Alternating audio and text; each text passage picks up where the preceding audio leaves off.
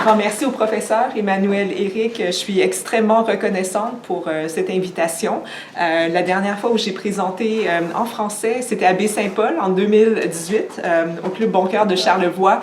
Puis pour moi, c'est extrêmement important de pouvoir communiquer notre recherche en français. Donc, merci beaucoup pour cette très belle opportunité. Si vous avez des questions tout au long de ma présentation, n'hésitez pas aussi à m'interrompre. Sinon, on va discuter à la fin et j'ai quelques questions que je vais proposer pour débuter cette discussion.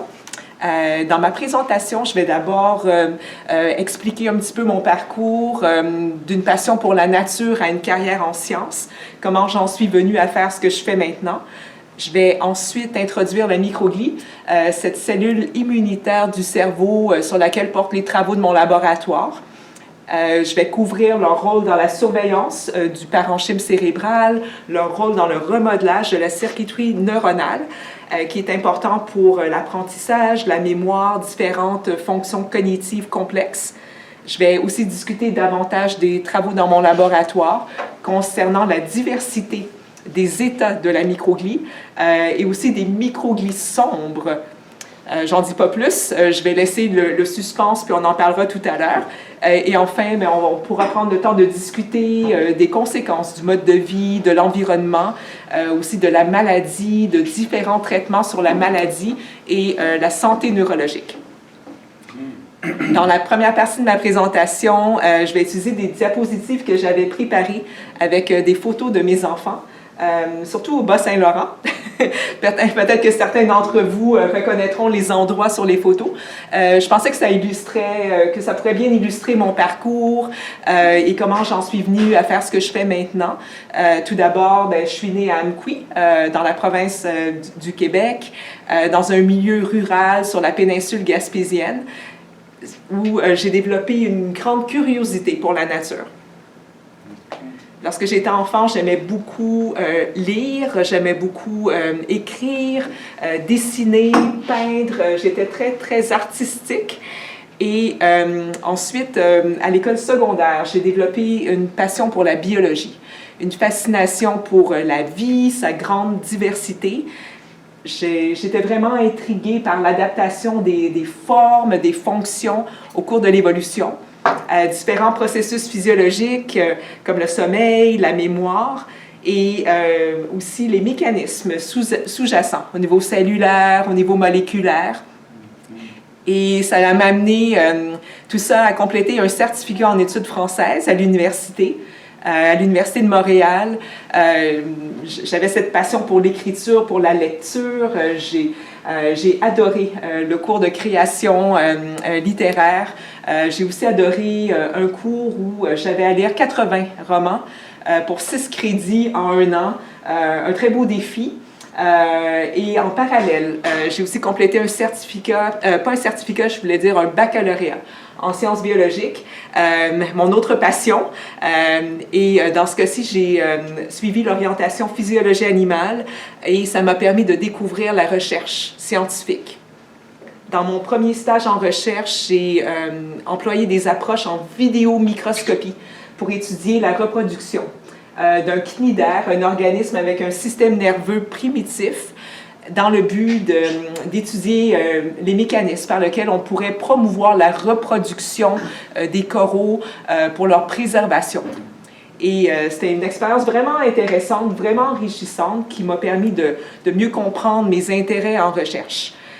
Par la suite, je voulais continuer à étudier la microscopie, mais pour répondre à des questions un peu plus complexes, pour étudier des organismes plus évolués.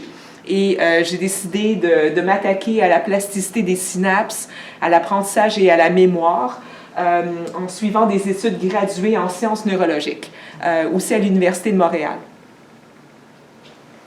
En sciences neurologiques, j'ai employé différentes approches de microscopie, l'une d'entre elles étant la microscopie électronique, une technique extrêmement puissante qui permet d'imager à l'ordre du nanomètre, qui permet de voir les cellules, de voir les organelles dans les cellules, d'étudier les interactions entre les cellules, tout un univers qui s'est dévoilé à moi.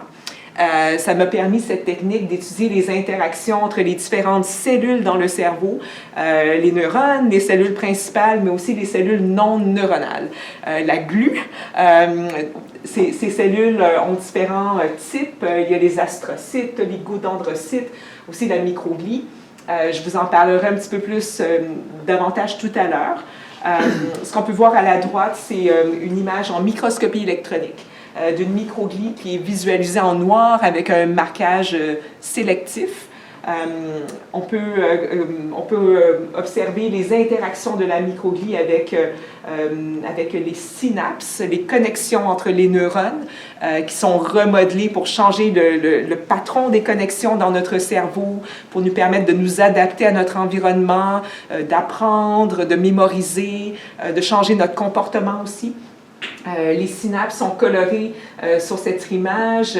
Il y a les éléments présynaptiques en bleu qui contiennent les vésicules synaptiques. Des messagers chimiques, des neurotransmetteurs sont à l'intérieur de ces vésicules et sont relâchés à la synapse qui est juste ici pour aller se lier à des récepteurs au niveau de l'élément postsynaptique. Les éléments postsynaptiques ici en rose sont reconnus par leur densité postsynaptique où il y a les récepteurs pour les neurotransmetteurs. Les neurones communiquent entre eux par ces messagers chimiques et la microglie interagit directement avec les synapses. Et au cours de ces travaux, j'étais vraiment intriguée par ces interactions de la microglie avec les synapses. La microscopie électronique se fait sur du tissu fixé, post-mortem. Et je me demandais de façon dynamique, dans un cerveau vivant, comment la microglie pourrait interagir avec les synapses. Je vais vous en parler tout à l'heure. Dans mon post-doctorat, j'ai employé une technique qui s'appelle la microscopie 2 photons in vivo, qui permet d'imager chez des animaux vivants, chez des souris, en temps réel, les interactions de la microglie avec les synapses. Les microglies sont fluorescentes, sont visualisées en jaune. Dans ce cas-ci, les éléments synaptiques sont en vert. Et en temps réel, on peut voir comment, de façon dynamique, les prolongements de la microglie vont aller toucher les éléments postsynaptiques qui reçoivent la communication chimique. Au travers de ces études, j'ai aussi pu démontrer pour la première fois que la microglie est impliquée dans le remodelage de ces circuits neuronaux, le changement de ces connexions entre les neurones en relation avec notre environnement, notre expérience, pour modifier notre comportement, pour nous permettre de grandir, de devenir des meilleures personnes, d'apprendre tout plein de nouvelles choses. Donc, c'est une découverte assez importante qui a complètement changé ma carrière. Je ne vous en dis pas plus pour l'instant. Je vais y revenir dans la deuxième partie de ma présentation. Ce que je voulais vous montrer ici, c'est comment ça m'a amené à faire ce que je fais en ce moment. Avec cette découverte que la microglie remodèle les circuits neuronaux, interagit avec les synapses, je me suis beaucoup intéressée aux facteurs qui peuvent moduler ces interactions. Est-ce que le mode de vie, est-ce que l'environnement, est-ce que l'activité physique, le sommeil, la nature, ou peut-être des facteurs détrimentaires comme le stress pourraient aller modifier ces interactions? Est-ce que ça pourrait possiblement mener à des maladies aussi qui sont liées à ces facteurs environnementaux? Donc, c'est quelque chose qui m'a beaucoup intéressée, de voir comment notre expérience au niveau de l'individu pourrait aller changer ces mécanismes au niveau du cerveau tout au long de la vie. Et cela m'a amené à occuper cette chaire de recherche du Canada en neurobiologie du vieillissement et de la cognition, pour essayer de comprendre comment garder les microglies en santé, comment favoriser des interactions microglies-synapses qui seraient bénéfiques, qui permettraient un vieillissement cognitif en santé. Donc, c'est vraiment le but de nos recherches. Puis, avant de rentrer dans le vif du sujet, je voudrais remercier ces mentors, ces enseignants qui ont vraiment fait une différence, qui ont cru en moi, qui ont cru en mon potentiel et sans lesquels je ne serais pas ici aujourd'hui. Tout au long de mon parcours, j'ai essayé de répondre à des questions qui sont inspirées par ma propre expérience, par mon mode de vie. Lorsque j'avais commencé à Québec mon laboratoire, j'étais très stressée. C'est pas évident de démarrer un laboratoire. C'est un petit peu comme partir une entreprise. Il faut avoir la vision, aller chercher le financement, aller recruter du personnel, des étudiants. Puis, je m'étais beaucoup intéressée au stress à ce moment-là, puis à comprendre comment on peut garder la microglie en santé au travers de tous ces défis de l'environnement auxquels on a à faire face constamment. Les infections, le manque de sommeil, le stress. Comment est-ce qu'on peut la garder en santé? Et c'est vraiment ce qui m'a inspirée à faire de mon mieux, à essayer de faire une différence dans la vie des gens. Avec ces travaux. Donc, je vais maintenant rentrer dans le vif du sujet, la microglie. Donner un petit peu de contexte aux travaux de mon laboratoire. La microglie, c'est une cellule immunitaire qui réside dans le cerveau tout au long de la vie. Elle rentre dans le cerveau pendant le développement embryonnaire et elle devient intégrée dans la circuiterie neuronale. Elle interagit avec tous les types de cellules gliales, les astrocytes, les oligodendrocytes, et joue différents rôles.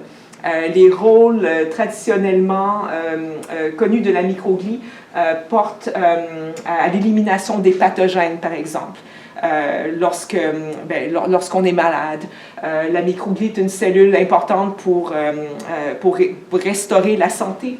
La microglie peut aussi éliminer des débris toxiques dans le cerveau, par exemple les plaques séniles dans l'Alzheimer.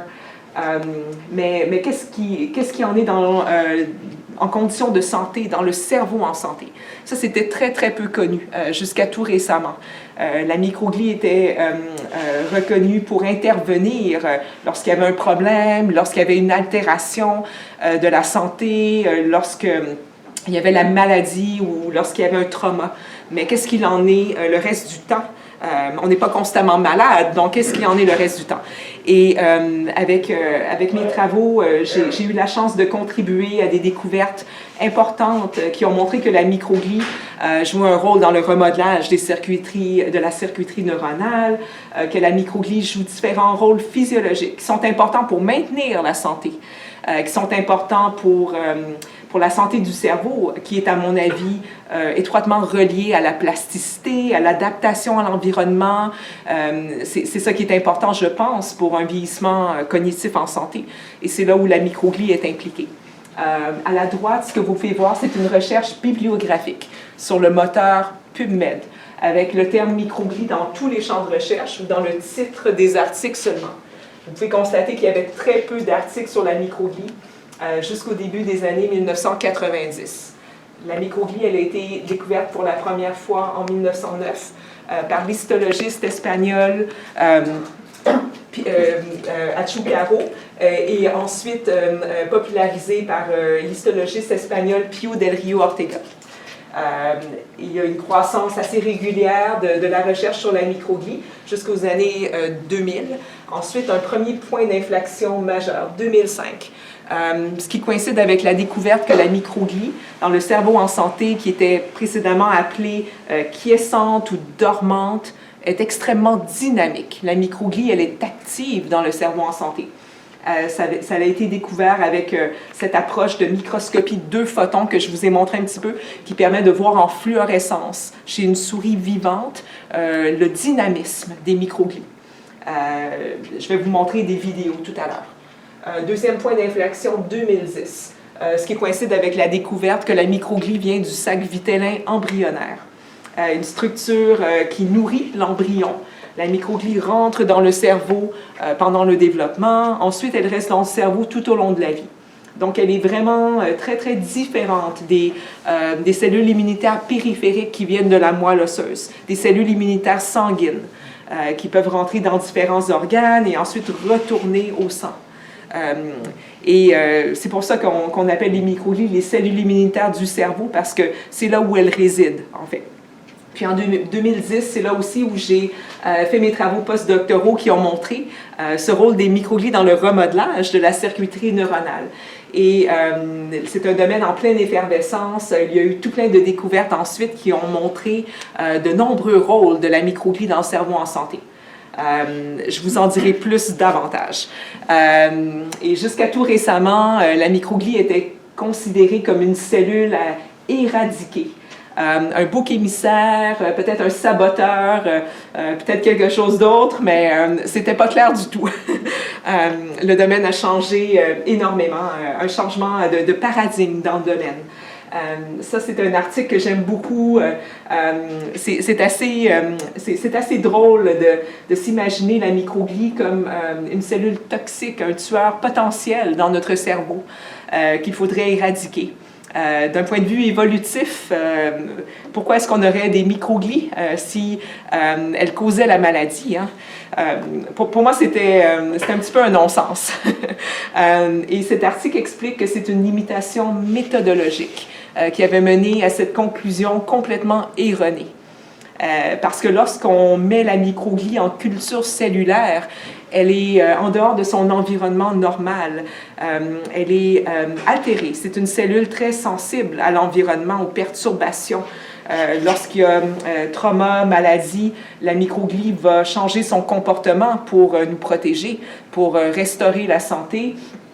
Parfois, en nous aidant à guérir, elle doit relarguer des médiateurs toxiques, parfois elle doit éliminer d'autres cellules. Et c'est un petit peu ce qui se passe en culture. La microglie est toxique, élimine les cellules dans son entourage, et ça l'avait mené à la conclusion erronée que la microglie, en fait, est un tueur à éliminer. Et ce qui a vraiment changé le domaine, c'est les approches non invasives ou minimalement invasives qui ont permis de voir la microglie au travers du crâne chez une souris en santé sans les perturber, sans aller les altérer. C'est comme ça qu'on a pu comprendre leur comportement dans le cerveau en santé. Lorsqu'on utilise des échantillons post-mortem qui sont fixés, ça permet aussi de comprendre jusqu'à un certain point la microglie sans aller les déranger, sans aller les altérer, mais on perd l'aspect dynamique. C'est ça la limitation. Ici, on peut voir dans le cerveau en santé, en post-mortem, les microglies. C'est des sentinelles immunitaires qui ont chacune leur territoire. Chaque point correspond à une cellule sur cette image. Dans différentes régions du cerveau, elles sont partout. Elles sont partout pour nous protéger dans notre cerveau. Et là, on peut voir à la gauche une illustration de leurs interactions intriquées avec les autres cellules du cerveau. Les neurones, aussi l'astrocyte, qui est une cellule gliale. Vous pouvez voir que leurs prolongements sont enchevêtrés. C'est des cellules qui interagissent constamment ensemble et les fonctions cognitives complexes émergent de ces interactions entre toutes les cellules du cerveau. Et je trouve que ça fait du sens. Ce serait bizarre si on avait des cellules non nécessaires dans le cerveau ou si on avait des cellules même toxiques. Donc ça a vraiment contribué à changer le domaine. Ce que je vous montre ici, à la gauche en post-mortem, en tissu fixé, c'est microglies dans le cerveau en santé qui ont des prolongements ramifiés. Les microglies qu'on pensait qui étaient dormantes ou quiescentes auparavant. Parce qu'en tissu fixé, elles ne bougent pas. Donc, on ne sait pas exactement ce qu'elles font. Peut-être qu'elles sont statiques, en fait. On ne sait pas. Alors que si on les met en culture cellulaire, très rapidement, elles vont perdre les prolongements ramifiés. Le corps cellulaire va s'élargir alors qu'il produit différents médiateurs, notamment les médiateurs toxiques. Et la cellule va augmenter sa capacité à phagocyter. La phagocytose, c'est le processus par lequel les cellules immunitaires vont aller éliminer, vont aller internaliser des microbes, des pathogènes et les digérer en intracellulaire avec des enzymes. Donc, c'est ça que la cellule fait. Elle va aller éliminer ce qui les entoure. Puis là, je vous montre les découvertes en 2005 au travers du crâne, chez une souris vivante en santé, qui a permis pour la première fois de voir ce que la microglie fait lorsqu'il n'y a pas de maladie, lorsqu'il n'y a pas de trauma. La microglie qui va aller surveiller son environnement avec des prolongements ramifiés qui sont dynamiques, qui sont motiles. Ça a complètement changé le domaine. Ça a mené à un engouement pour la microglie, pour essayer de comprendre qu'est-ce qu'elles font. Lorsqu'elles surveillent notre cerveau, mais qu'est-ce qu'elles font? Peut-être qu'elles cherchent des signes pathologiques, mais peut-être qu'elles exercent aussi des rôles qui pourraient aussi être bénéfiques. Et c'est quelque chose qui m'a vraiment fascinée. Alors que je complétais mon doctorat, puis je faisais toute cette microscopie électronique sur le tissu fixé, je me demandais, mais qu'est-ce qu'il y en est de cet aspect dynamique? Ici, vous pouvez voir, je vais partir de la vidéo, lorsqu'il y a une lésion. C'est une lésion au laser qui a été générée par le microscope. Comment la microglie se transforme sur une échelle de minutes. Elle va étendre des prolongements. Ici, les neurones endommagés sont en rouge. Donc, la microglie va essayer d'aller contenir le dommage. Elle change sa morphologie. Les corps cellulaires deviennent plus gros, ce qui peut être associé à une production de médiateurs, aussi à une élimination phagocytique de débris, peut-être provenant de ces neurones endommagés. Les digère. D'où l'importance de les étudier en conditions de santé, parce que sinon, on ne peut pas comprendre les rôles physiologiques. Ici, je vous montre mes travaux postdoctoraux brièvement, quelques-unes des conclusions les plus importantes. Ces travaux ont permis de montrer que cette surveillance du parenchyme par la microglie est reliée à l'expérience de l'animal. Ce n'est pas aléatoire. Ce que j'ai fait dans ces travaux, c'est d'examiner les microglies dans le cortex visuel et de changer l'expérience visuelle des animaux pour voir si ça pourrait être relié, en fait. Et ce que j'ai pu montrer, c'est que la motilité des prolongements des microglies diminue lorsque les animaux sont hébergés dans l'obscurité complète pendant une semaine. Et ça revient ensuite lorsque les animaux sont réexposés à la lumière ambiante pendant 2 jours. Indiquant que c'est un processus relié à l'expérience, la motilité des microglies. Et pour vous expliquer un petit peu les images, ces 3 images de la même microglie, prises à 5 minutes ou à 25 minutes d'intervalle dans le cerveau d'une souris vivante, en microscopie 2 photons. Puis lorsqu'on superpose les images, on peut voir qu'est-ce qui a bougé. Ce qui est en blanc était observé aux 3 instants. Et ce qui est en rouge, vert ou bleu à seulement l'un des 3 instants. Et ce qui bouge, c'est les prolongements. Le corps cellulaire est resté au même endroit pendant l'imagerie. Et qu'est-ce que les microglies qui surveillent le parenchyme contact, qu'est-ce qu'elles font? Extrêmement intriguant. J'ai réussi à croiser les souris où les microglies étaient fluorescentes avec une autre souris où les neurones étaient fluorescents, les neurones et leur structure synaptique, pour étudier leurs interactions. Et ici, c'est la même vidéo que je vous avais montrée brièvement plus tôt. Vous pouvez voir le corps cellulaire de la microglie, les prolongements ramifiés qui vont aller toucher les structures synaptiques. Ça, c'est une dendrite. C'est un prolongement de neurones avec des épines dendritiques, des éléments postsynaptiques où il y avait les récepteurs pour les neurotransmetteurs, les médiateurs chimiques. C'est des structures qui reçoivent de l'information, par lesquelles les neurones se contactent les uns les autres et le patron de ces connexions est changé en relation avec l'expérience visuelle, notamment. Et je me demandais si la microglie pourrait jouer un rôle à ce niveau. Une des observations importantes que j'avais faites, c'était de constater que les microglies vont aller contacter des épines dendritiques qui sont ensuite éliminées, qui disparaissent ensuite sur un intervalle de 2 jours. Avec cette approche, la souris est vivante. C'est possible de l'imager plusieurs fois dans le temps, de façon longitudinale. Et lorsqu'on image la même souris, la même microglie, la même dendrite, les mêmes épines dendritiques, on peut voir celles qui disparaissent dans le temps. Et c'était très intriguant de voir que la microglie pourrait possiblement être impliquée dans cette élimination des structures synaptiques. J'ai alors employé la microscopie électronique une technique que je connaissais très bien pour aller voir à l'échelle du nanomètre, pour aller voir les éléments synaptiques, pour aller voir la microglie, comment ces structures peuvent interagir ensemble. Et essayer de comprendre un petit peu, est-ce que la microglie déconnecte les éléments pré- et post-synaptiques? Est-ce qu'elle peut aller interrompre la communication synaptique en s'interposant entre les éléments pré- et post-synaptiques? Qu'est-ce que la microglie fait exactement? Et ici, je vous montre quelques images. Ça, c'est la même image que je vous avais montrée plus tôt. Maintenant, je vais vous l'expliquer davantage. C'était une des premières observations de la microglie en microscopie électronique. La difficulté précédemment, c'était de les reconnaître. Parce que les microglies n'avaient pas encore eu assez d'attention, ce n'étaient pas des cellules considérées suffisamment importantes pour mettre assez d'efforts pour établir des critères d'identification.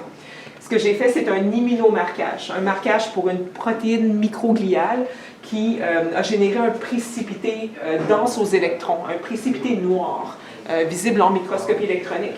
Et ça a permis de les visualiser pour la première fois, de voir les corps cellulaires, de voir les prolongements, et ensuite de voir qu'est-ce qu'ils touchent, qu'est-ce qu'ils font, ces prolongements, dans le cerveau en santé, tout ça. J'ai pu constater que 94% des prolongements de microglies dans le cerveau en santé touchent les synapses. Une découverte qui a propulsé ma carrière. Ici, les synapses sont colorées. Au microscope électronique, tout est noir et blanc. C'est moi qui ai rajouté les couleurs pour vous aider à comprendre ce que je vous montre. Les éléments présynaptiques avec les vésicules qui contiennent des messagers chimiques, éléments postsynaptiques avec les récepteurs pour les neurotransmetteurs. C'est comme ça que les neurones communiquent les uns avec les autres. La microglie va aller même toucher la fente synaptique, où il y a le relargage des médiateurs chimiques. La microglie touche également les astrocytes périsynaptiques, qui jouent un rôle important aussi dans la régulation de l'activité des synapses, dans la régulation de leur plasticité. Et ça a complètement changé le concept de la synapse. Avant, on pensait qu'il y avait un élément présynaptique et postsynaptique, 2 éléments pour une synapse. Ensuite, l'astrocyte, et maintenant, la microglie aussi. Donc, il faut 4 partenaires pour avoir une synapse fonctionnelle. Ce que je veux vous montrer ici aussi, c'est une autre découverte que la microscopie électronique a permis de faire par rapport au mécanisme par lequel la microglie peut aller remodeler les synapses. Je vous ai parlé de phagocytose tout à l'heure, par lequel la microglie peut aller internaliser des pathogènes ou des débris, ensuite les digérer en intracellulaire avec des enzymes. Et c'est ce que j'ai pu voir dans la microglie. Des synapses digérées dans des endosomes. Donc, ce que vous voyez ici, c'est une microglie avec ce marquage qui les rend plus foncés, qui les rend noirs, facilitant la visualisation, avec des inclusions phagocytaires. Et je vais magnifier un petit peu pour vous permettre de voir que dans ce cas-ci, il y a une synapse à l'intérieur. Une terminaison axonale avec une vésicule, une épine dendritique avec une densité postsynaptique. Et c'est à l'intérieur de la microglie, la membrane, elle est ici qui la délimite de son entourage. Les synapses sont en train d'être digérées. Donc, c'est assez incroyable de pouvoir encore les reconnaître. Et j'ai aussi vu que c'était ce phénomène de phagocytose des synapses était relié à l'expérience visuelle. Lorsque je regardais dans le cortex visuel, les animaux dans l'obscurité avaient plus de ce remodelage. Puis lorsqu'ils retournaient à l'environnement normal, il y en avait encore plus. Indiquant, je pense, que c'est un processus qui joue un rôle dans l'adaptation à l'environnement visuel. Et c'est un des premiers indices du rôle des microglies dans le cerveau en santé. Et c'est un phénomène que j'avais d'abord décrit pendant l'adolescence, mais qui se produit aussi pendant l'âge adulte, pendant le vieillissement, et dans plusieurs régions du cerveau, pas seulement dans le système visuel. Je vous montre ici un autre exemple une microglie qu'on peut reconnaître, et ça prend beaucoup d'années à se développer l'œil pour ce type d'image, mais qu'on peut reconnaître plus facilement avec le précipité dense aux électrons.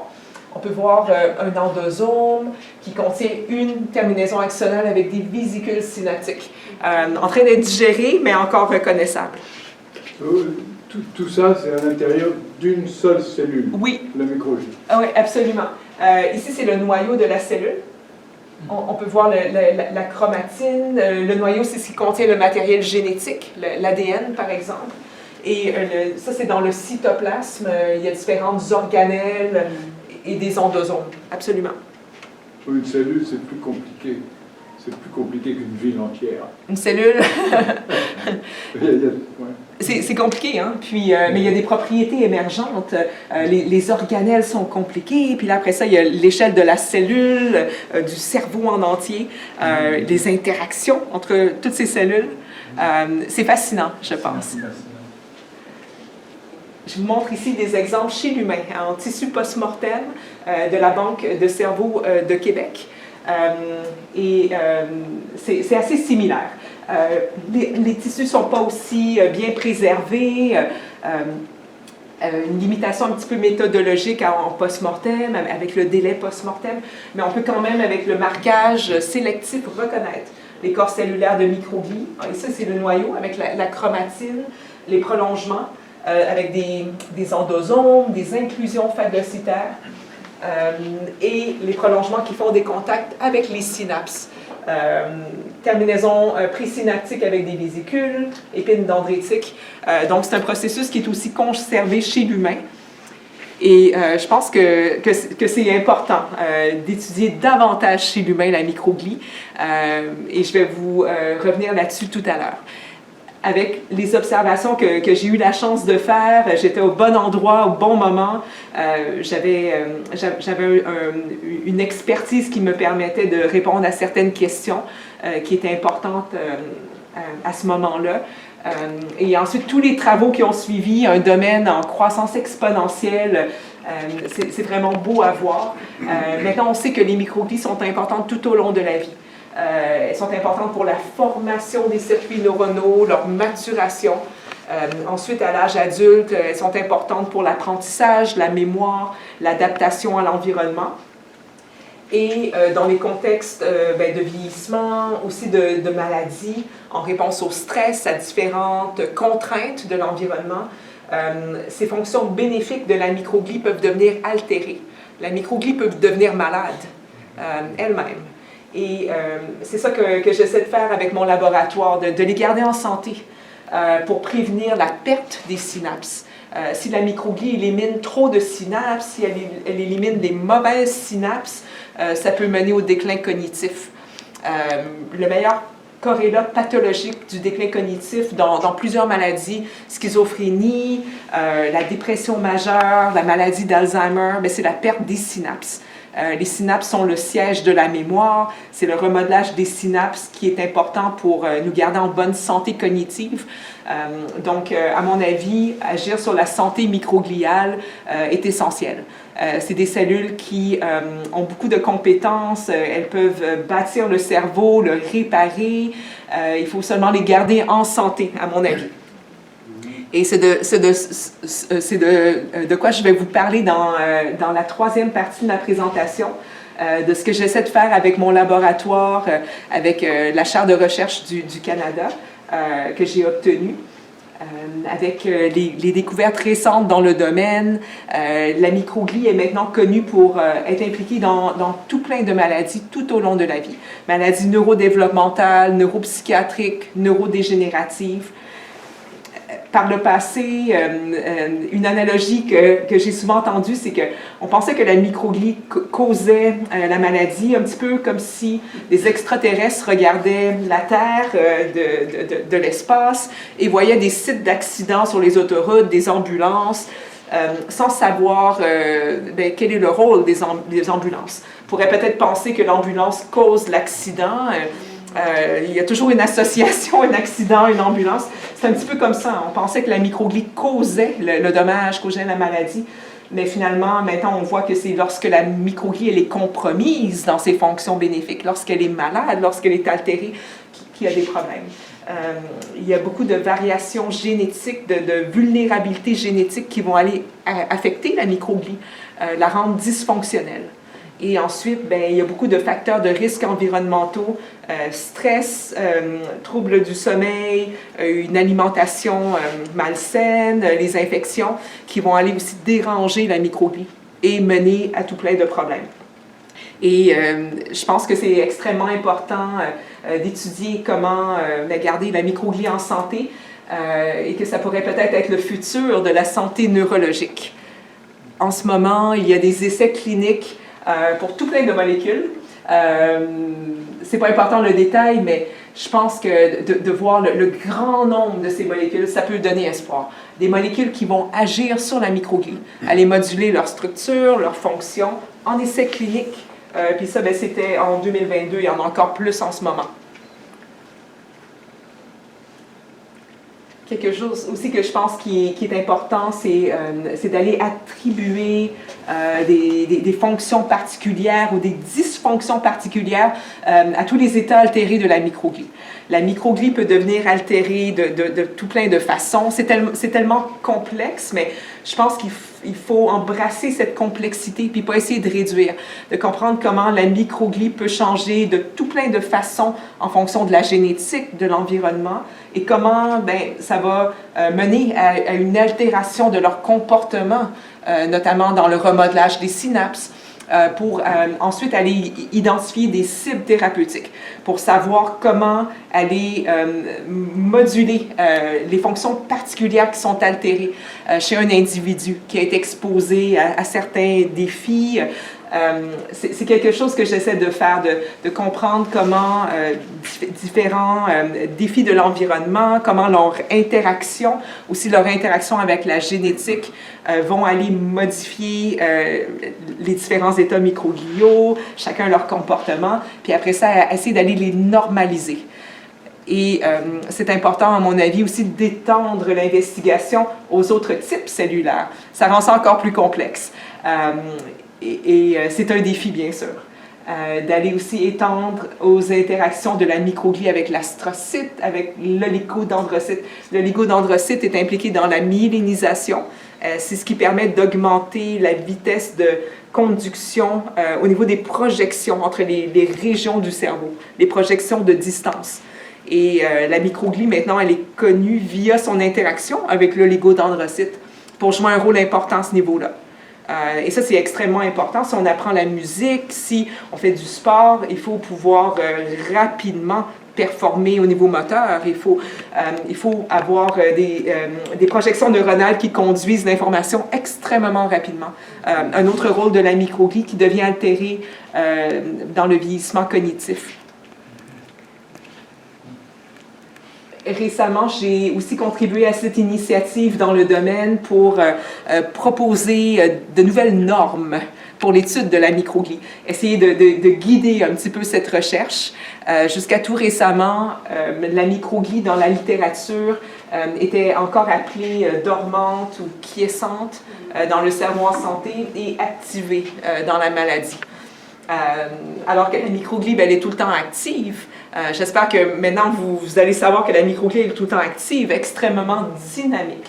Elle joue des rôles dans la santé, dans la maladie, des rôles différents selon le contexte.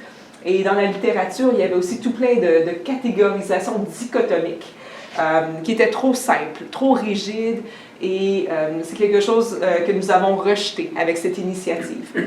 Parce qu'au contraire, les données actuelles, avec tout plein d'approches méthodologiques dans un domaine en évolution rapide, indiquent qu'il y a une coexistence de différents états microgliaux. Au même moment, certaines de nos microglies sont plus jeunes, certaines sont plus âgées.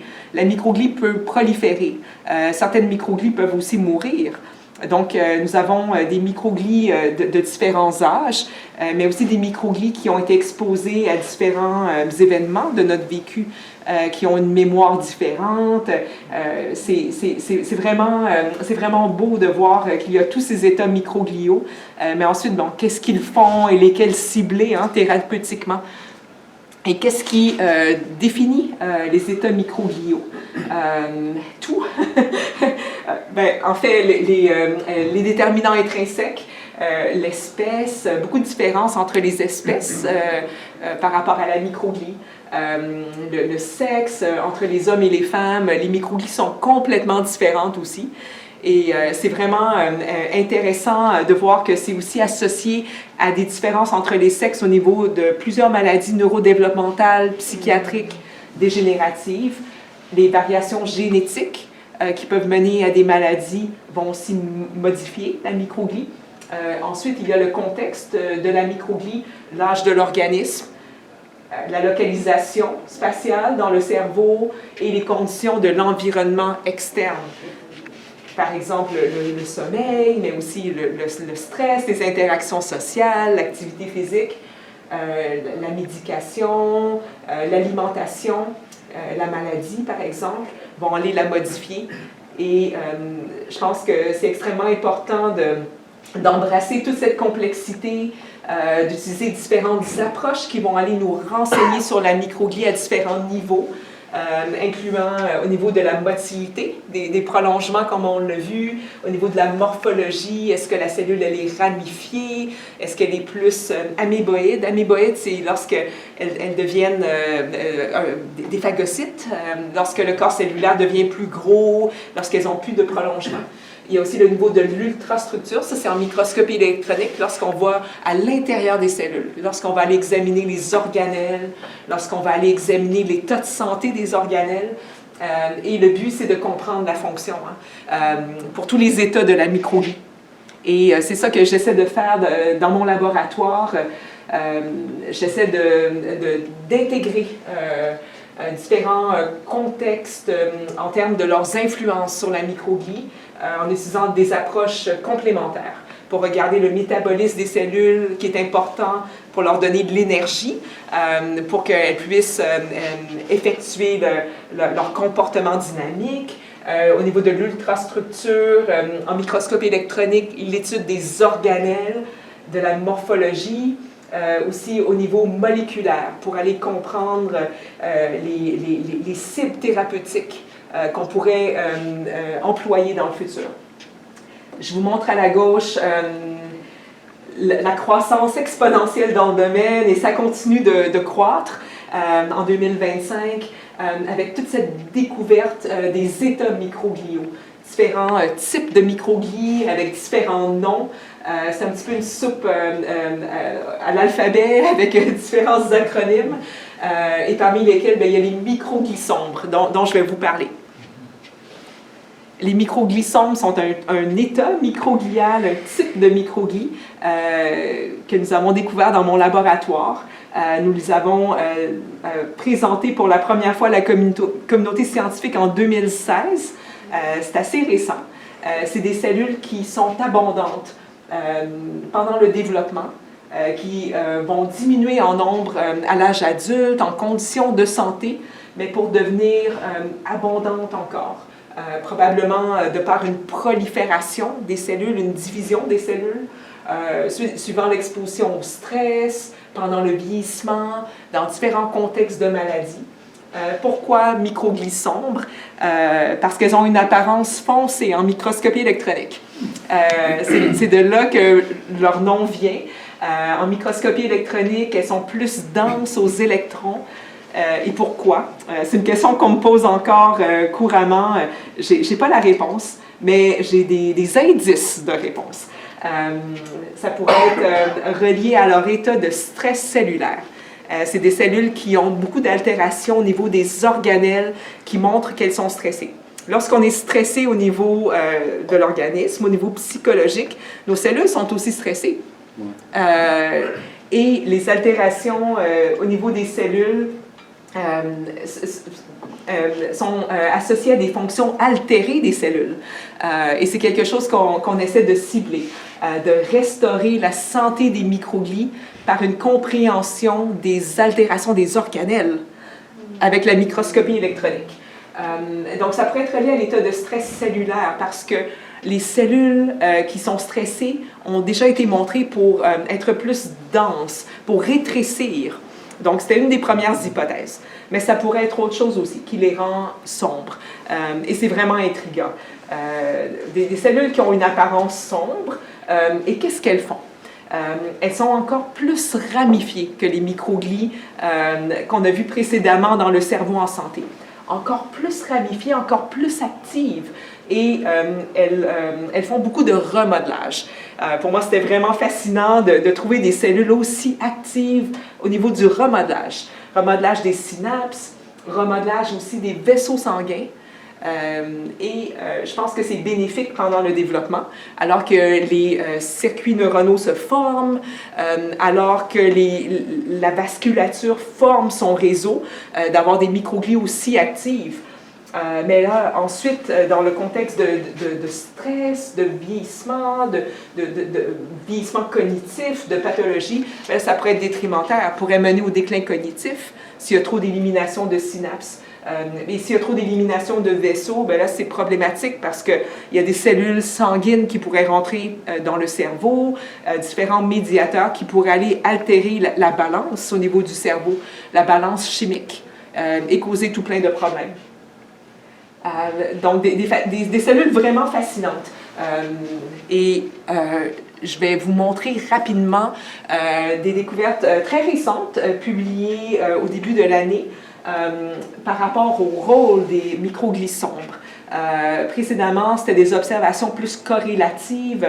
En microscopie électronique, bien, on voyait qu'elle pouvait faire de la phagocytose des synapses. On voyait qu'elle faisait beaucoup d'interactions avec les synapses, avec leur prolongement hyper ramifié. Mais c'est quoi la conséquence? Est-ce que vraiment ça mène au déclin cognitif? Est-ce que c'est important? Il fallait générer des modèles animaux pour répondre à ces questions. Une collaboration avec un laboratoire à New York, le laboratoire de Dr. Pinar Ayata, qui nous a permis de contrôler le stress cellulaire dans la microglie. C'est vraiment pousser la technologie qui a permis de générer ces modèles génétiques.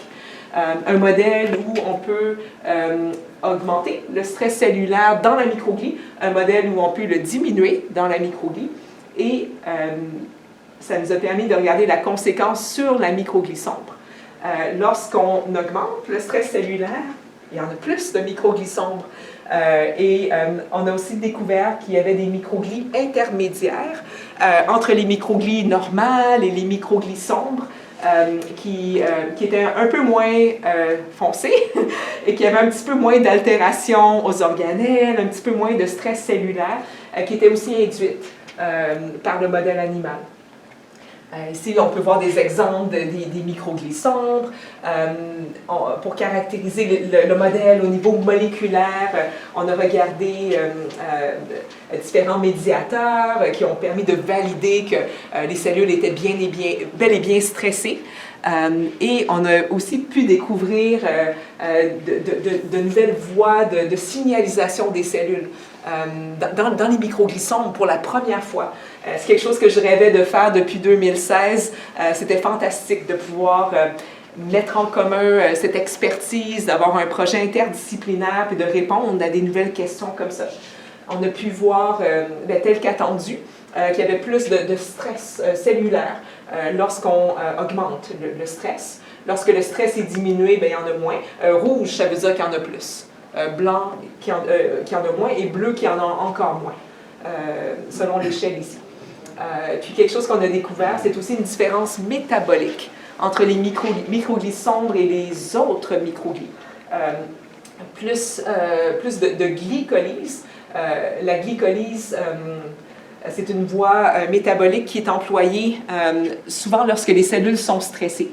En conditions normales, la microglie va employer la phosphorylation oxydative qui se fait dans la mitochondrie, qui est très efficace à générer de l'énergie.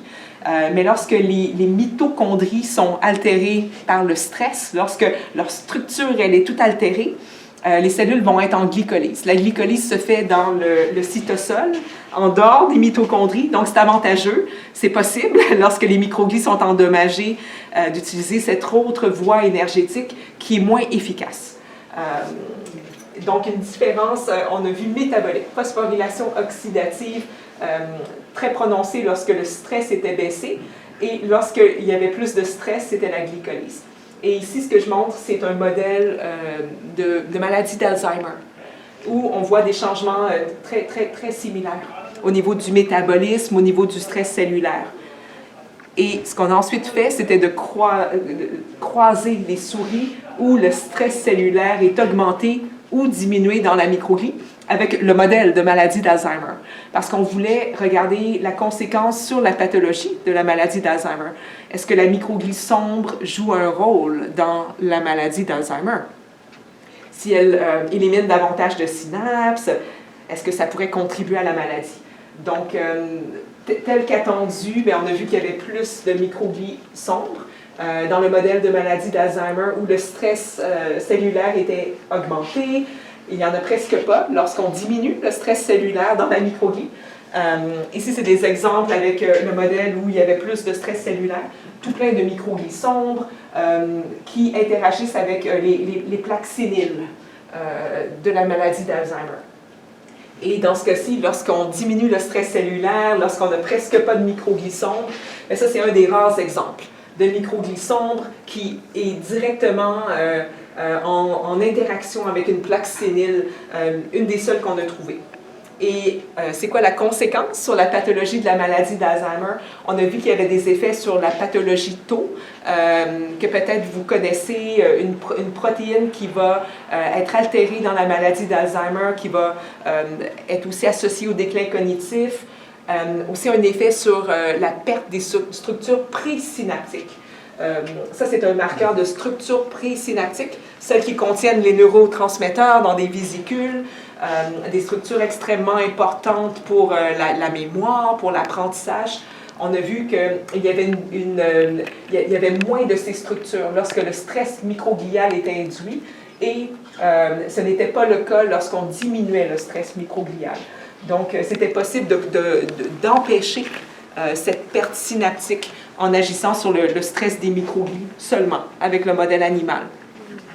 Et en termes de mécanismes, nos investigations aussi indiquent qu'il pourrait y avoir des médiateurs peut-être toxiques libérés par la microglie sombre qui pourraient aussi causer d'autres dommages.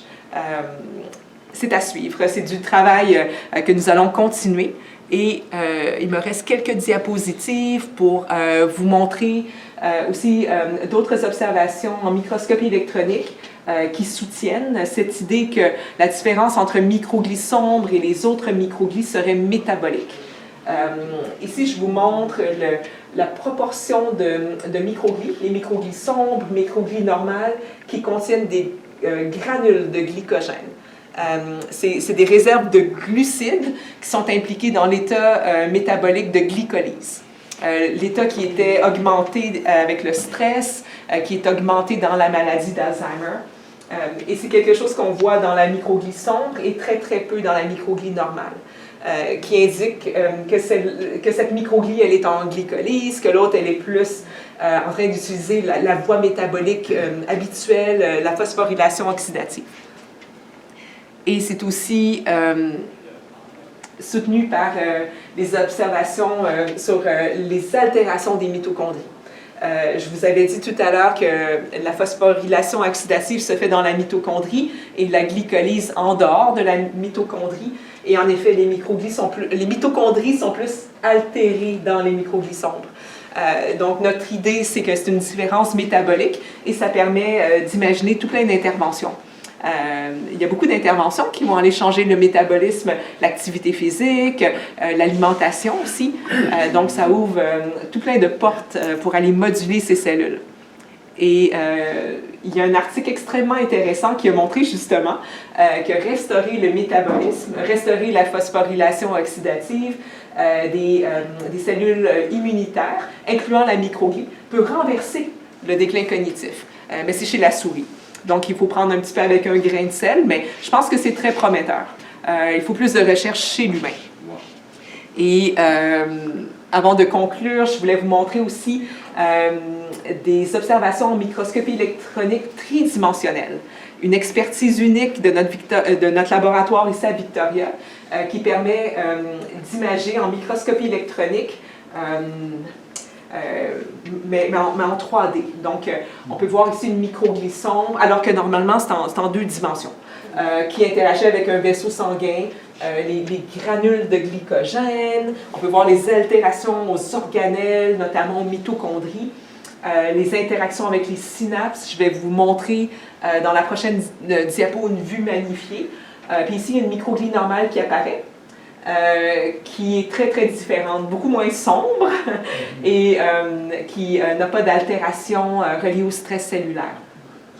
Ça, c'est en temps réel, je veux dire, ce qu'on voit, c'est ce qui se passe à la même vitesse, ou bien c'est accéléré ou c'est ralenti? Excellente question. En fait, c'est dans l'espace et non dans le temps. Cette technique, malheureusement, requiert des échantillons fixés. Donc, ce qu'on regarde, c'est dans l'espace. On va au travers de la cellule. Oh, okay. Mais il y a différentes couches. Différentes couches de la cellule. Avec cette approche, on peut avoir une résolution de 5 nanomètres. Donc, on peut avoir des tranches à 5 nanomètres d'intervalle. Pour expliquer brièvement, ce qu'on fait, c'est qu'on image la surface de l'échantillon. Ensuite, avec le faisceau ionique du système, on va aller pulvériser 5 nanomètres. On image la surface, on enlève 5 nanomètres, on image la surface, et c'est tout automatisé. Donc, ça permet de générer ces séries d'images à 5 nanomètres de distance. Et récemment, il y a des microscopes électroniques. C'est une technologie qui n'est pas encore à point pour ce type d'échantillon, mais qui a permis d'observer la pollinisation. Donc, il y avait un petit peu de... Normalement, il n'y a pas d'air dans la chambre du microscope, mais il y en avait un petit peu d'oxygène, et c'était possible. Donc, peut-être dans le futur, on pourra avoir des échantillons vivants à suivre. Ce serait absolument génial. Et ici, c'est la vue magnifiée. On peut voir, ici, c'est des épines dendritiques avec des densités postsynaptiques. L'avantage de cette approche tridimensionnelle, c'est qu'on peut voir si les synapses sont complètement à l'intérieur de la microglie. Est-ce qu'elles sont vraiment phagocytées? Maintenant, il y a tout plein de mécanismes qui sont connus par lesquels la microglie peut aller moduler les synapses. Elle peut les entourer partiellement, libérer des enzymes en extracellulaire pour aller les digérer en dehors des cellules. Elle peut les internaliser, la phagocytose, et ensuite les digérer en intracellulaire. Je vous avais montré un petit peu plus tôt un schéma où la microglie pouvait aller interposer des prolongements entre les éléments pré- et post-synaptiques. C'est aussi quelque chose qu'elle peut faire. Donc, c'est vraiment important d'avoir l'aspect tridimensionnel pour mieux comprendre qu'est-ce qu'elle fait aux synapses. Et ça, c'est notre système, quand il venait tout juste d'arriver, notre petit bébé ici à Victoria. Et avant de conclure, je voulais souligner l'importance de développer des radiotraceurs pour imager les états de la microglie, incluant la microglie sombre, en émission, en tomographie par émission de positrons chez l'humain. Ça va être extrêmement important. Partout où je vais, j'ai une diapositive pour mentionner l'importance de développer les traceurs. Je suis aussi en communication avec des radiochimistes, puis je pense que ça va vraiment être le futur de la neurologie, le futur de la psychiatrie, de pouvoir aller examiner la santé de la microglie.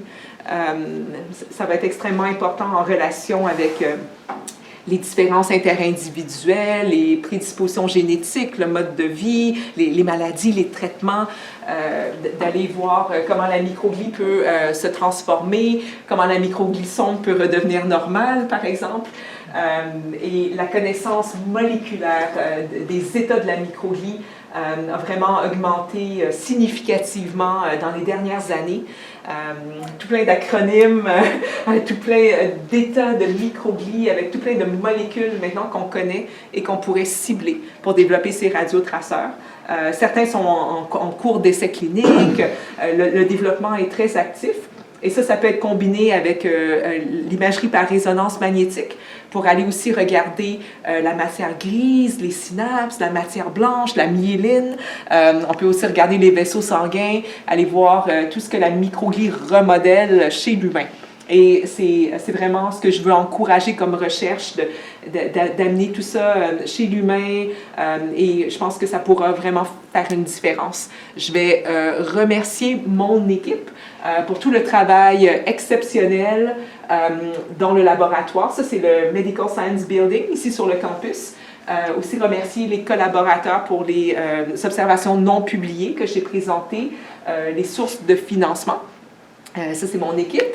Une photo en juillet dernier et la version un petit peu plus humoristique. Et maintenant, je voudrais, pour le reste de la rencontre, ouvrir la discussion.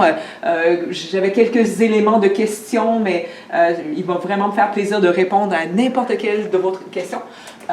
Quelles sont les conséquences du mode de vie, de l'environnement sur la microglie? Je peux répondre aux questions que vous avez, à savoir si c'est bon, pas bon, qu'est-ce que ça fait.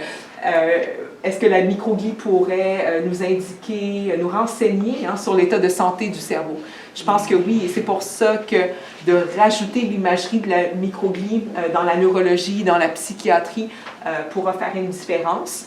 Et est-ce qu'on peut les imager chez l'humain? Oui, je l'espère, ça va vraiment être le futur. Donc, merci beaucoup pour votre attention. Il va me faire plaisir de répondre aux questions. Comment est-ce que les médicaments et les drogues affectent la microglie? Oui, une excellente question. Hein? La microglie, elle a des récepteurs pour tout plein de substances. En ce moment, par exemple, il y a beaucoup d'engouement dans le domaine de la dépression pour la kétamine, par exemple, aussi des substances psychédéliques qui pourraient être bénéfiques. La microglie, elle a des récepteurs pour toutes ces substances. Puis justement, je viens de soumettre une demande de fonds pour étudier l'effet des psychédéliques sur la microglie. Je pense que ça peut être possiblement bénéfique à certaines doses, peut-être dans le court terme, mais que dans le long terme, ça peut être un problème. S'il y a trop de remodelage de la circuiterie neuronale, la microglie pourrait devenir fatiguée, âgée, de façon prématurée. Beaucoup de plasticité rend aussi vulnérable à l'environnement. Lorsqu'on est en changement, puis qu'il y a des événements stressants, lorsqu'il y a des contraintes, ça pourrait être un problème. Donc, c'est ça que j'ai proposé. Je vais voir comment ça va être reçu aux instituts de recherche de santé du Canada, mais vraiment d'évaluer si, dans le long terme, ça pourrait être un problème. Et c'est le cas aussi d'à peu près tous les médicaments. La microglie, elle a des récepteurs. Et le problème, c'est que la neuroscience, elle est encore neurone-centrique. Il y a beaucoup d'études qui ont été faites pour caractériser les effets sur les neurones, mais pas sur la microglie. Et c'est un problème. Aussi, un autre aspect de la demande que je viens de présenter, c'est la différence entre les sexes. La microglie, elle a des différences entre les sexes au niveau de récepteurs pour différents médicaments, par exemple. Et les substances psychédéliques semblent avoir des effets extrêmement différents sur la microglie entre les hommes et les femmes. Et ça va être extrêmement important de s'assurer que c'est bénéfique dans le long terme chez les deux sexes. Ouais, excellente question. Est-ce qu'on est loin de savoir comment on pourra avoir ça sur une personne, un humain vivant? L'imagerie de la microglie? Oui, à la place de la souris. Oui, excellente question. En ce moment, chez l'humain, il y a une approche, ça s'appelle, j'essaie de voir en français, c'est la résonance magnétique par diffusion, qui permet aussi de regarder la myéline, par exemple. On peut voir les faisceaux de myéline dans le cerveau avec une approche similaire, mais des séquences d'analyse différentes. On peut aller extraire la composante microgliale. Et ça se fait déjà chez l'humain. Et je trouve que c'est fantastique. Ça ne permet pas de regarder différents états de la microglie, mais de voir en général. Est-ce qu'il y a plus de microglies? Est-ce qu'il y en a moins? Ça donne une indication au niveau de leur population, de l'intervention globale qu'elles peuvent faire. Ça se fait. Puis sinon, pour les radiotraceurs, il y a un traceur qui s'appelle TSPO. Je ne sais pas le terme en français, c'est un acronyme employé dans le domaine qui va aller supposément marquer la microglie activée. C'était ça l'idée d'origine, mais c'est pas mal critiqué en ce moment dans le domaine. C'est pas spécifique, c'est ça le problème. Puis les études ont des résultats un petit peu contradictoires, puis la non-spécificité pourrait être en cause. Mais récemment, j'étais en Allemagne pour évaluer des demandes de subventions. Et ils avaient un nouveau traceur que j'ai beaucoup aimé. C'est un traceur pour une molécule qui s'appelle TREM2, TREM2. Et TREM2, il est exprimé par la microglie sombre. Donc, j'étais un petit peu biaisée, mais j'ai beaucoup aimé le traceur. Et ça semblerait fonctionner chez l'humain. Puis en ce moment, il y a aussi plusieurs compagnies pharmaceutiques qui ont développé des anticorps pour aller moduler TREM2 chez l'humain. Donc, ce serait vraiment important, je pense, d'aller voir comment les états microgliaux qui expriment TREM2 changent dans le temps chez l'humain et aussi de voir si avec les anticorps pour aller stimuler un petit peu cette signalisation, on pourrait faire une différence. Tout ce que vous avez montré là, c'est fascinant, mais vous avez des outils pour aller voir ce qui se passe. Et je crois que votre laboratoire, dites-moi si je me trompe, a développé des outils de pointe pour justement pour une imagerie, pour faire cette imagerie. C'est une excellente question. Merci beaucoup. Nos efforts ont surtout porté sur la microscopie pour aller caractériser les différents types cellulaires, mais quelque chose qu'on a fait justement, c'est de combiner l'imagerie par résonance magnétique avec la microscopie électronique pour aller expliquer les changements volumétriques. Une collaboration avec l'Université McGill à Montréal, et c'était vraiment important de comprendre les changements volumétriques au niveau du cerveau qui sont observés aussi chez l'humain, chez le modèle animal. Qu'est-ce qui les sous-tend? Puis on a vu que lorsque certaines régions du cerveau devenaient plus volumineuses, il y avait plus de microglies sombres. Donc ça nous donne une bonne indication que ça pourrait être le cas dans d'autres conditions. Et les efforts qu'on essaie de faire, c'est chez le petit animal, chez la souris en ce moment, pour aller caractériser justement ces radiotraceurs qui sont en train d'être développés, aller montrer qu'est-ce que les traceurs marquent exactement, quels états microgliaux, microglies sombres, d'autres types. Et ça va permettre ensuite chez l'humain d'utiliser la même approche sans devoir aller faire la microscopie électronique. Donc c'est l'idée derrière ça. Un autre modèle qu'on a généré en collaboration avec New York, c'est un modèle qui va permettre d'aller visualiser les microglies sombres en fluorescence. Jusqu'à présent, nos travaux étaient limités à la microscopie électronique, du moins pour ces cellules, parce qu'on fait les reconnaître avec leur état foncé, avec leurs altérations au niveau des organelles, mais ce n'est pas des choses qui sont visibles avec d'autres techniques que la microscopie électronique. Avec le modèle où les microglies sombres sont fluorescentes, mais là, ça ouvre la porte à utiliser la microscopie, 2 photons in vivo, à utiliser d'autres approches, dans le but de faire le pont vers l'humain. Absolument. Elles sont fluorescentes parce qu'on fait une injection à l'animal, ou bien est-ce que vous disiez... Pour que les microglies soient fluorescentes? Oui, c'est des souris qui sont génétiquement programmées. Oui, génétiquement modifiées, où une protéine fluorescente va être exprimée par les cellules. Absolument. J'ai entendu des fois, tu as parlé de la psychiatrie. Est-ce que la microglie va aussi avoir des effets positifs sur la psychologie? Psychologie? Absolument. Hein. Au niveau du comportement, du moins chez l'animal, il y a des approches pour aller éliminer la microglie. Je ne pense pas que c'est une bonne approche parce que c'est des cellules importantes. Oui. Mais lorsque les gens enlèvent la microglie, sous toute réserve, il y a des altérations au niveau de l'anxiété, du comportement social. Il y a beaucoup d'altérations, je pense, au niveau de certains traits de personnalité aussi des souris. Donc, je pense que la microglie est impliquée à ce niveau-là. Et ça va être vraiment important dans le futur hein, de faire la relation entre différents traits de personnalité, différents patrons microgliaux. C'est tellement un nouveau domaine, il y a tellement de questions auxquelles répondre. Ces microglies, j'imagine que Oui. ça existe chez les souris, et aussi même les organismes qui ont un cerveau très élémentaire, Oui. comme je sais pas, les nématodes ou autre chose. Est-ce qu'ils ont aussi les mêmes... Des microglies? Oui. Excellente question. Il y a quelques études comparatives qui ont été réalisées récemment. Au travers de l'évolution, la microglie, elle est conservée chez les organismes aussi plus primitifs. L'organisme que j'ai étudié dans mon stage, Rhinia colliqueri, n'a pas de microglie, mais assez tôt dans l'évolution, dès que mais cet organisme aussi n'a pas un vrai système nerveux. C'est plus un système nerveux diffus avec des messagers chimiques un petit peu partout dans l'organisme. Dès qu'il y a un système nerveux plus centralisé, il y a des cellules gliales.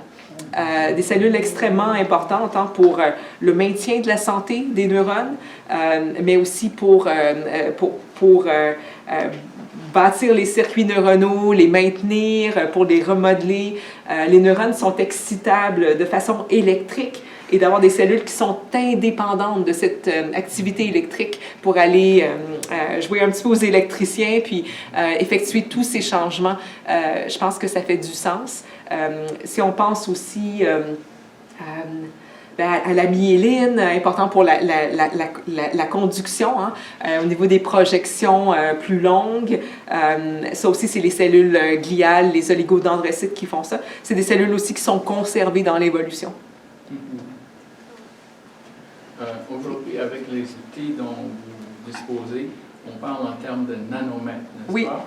Alors, comment est-ce que ces deux autres scientifiques, c'était quoi, Achucarro et Rio Ortega, en 1909, comment ils ont fait pour découvrir la cellule? C'est incroyable, hein? C'est des marquages histologiques en microscopie conventionnelle. Des marquages, notamment silver carbon, des marquages à l'argent qui permettaient d'imprégner les cellules et de révéler la morphologie. Puis ils avaient une excellente intuition pour s'imaginer que c'était des cellules distinctes. À l'époque, on ne connaissait pas l'origine des cellules, on ne connaissait pas leur fonction. Et aussi de s'imaginer que c'était la même cellule au travers ces transformations entre la santé et entre la maladie. Ils ne pouvaient pas voir de façon dynamique les étapes intermédiaires. Puis je trouve qu'ils étaient extrêmement talentueux. Pour moi, c'est extrêmement inspirant parce que la plupart des postulats qu'ils ont faits, bien, ils sont encore vrais aujourd'hui. Puis ils avaient seulement un marquage histologique. Souvent, c'était des erreurs aussi hein, dans la préparation du marquage qui permettaient de visualiser mieux d'autres types cellulaires. Ensuite, ils continuaient avec cette recette-là. Et aussi, c'est beau de voir qu'il y avait cet intérêt, pas juste pour les neurones. Puis il y a tout plein de disputes. C'est vraiment intéressant de lire par rapport à ces écoles de pensée entre eux et leurs maîtres. Il y avait des discordes, ils n'étaient pas de la même opinion. Tout plein d'histoires. C'est vraiment intéressant. Mais avec le microscope qu'ils avaient à l'époque, Oui. ils pouvaient quand même voir, visualiser une cellule. Oui, ils pouvaient voir les cellules individuelles, voir leur morphologie, les prolongements ramifiés. Puis c'était des dessins qu'ils faisaient. Ils n'avaient pas de caméra, certainement. Hein? Ils avaient aussi un talent de dessinateur. Est-ce qu'il y a eu des études sur les autres maladies de cerveau et les microglies comme le Tourette's ou bien Tourette syndrome? Oui, absolument.